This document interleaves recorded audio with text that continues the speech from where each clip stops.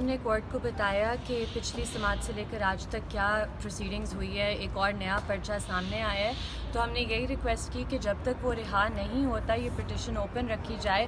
ہماری پریئر بھی ایسی ہے کہ یہ پٹیشن اوپن رکھی جائے اس سٹیج تک. تو اب 7 جون کی تاریخ دی ہے.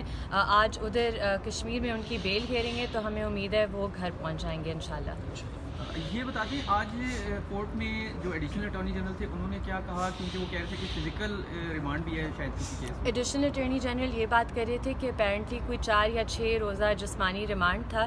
تو ادھر جب ہم نے وکیل صاحب سے بات کی تھی تو ہمیں یہی انفارمیشن ملی تھی کہ ادھر ریمانڈ پر بھی آپ وہ بیل کی اپلیکیشن فائل کر سکتے ہیں.